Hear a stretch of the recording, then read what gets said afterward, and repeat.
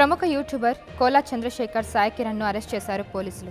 ఒక మహిళను ప్రేమించి పెళ్లి చేసుకుంటానని నమ్మించి తనపై పలుమార్లు అత్యాచారం చేసి ఇప్పుడు తనను వదిలేశాడని పోలీసులను ఆశ్రయించింది ఒక మహిళ. తనకు న్యాయం చేయాలని డిమాండ్ చేస్తుంది.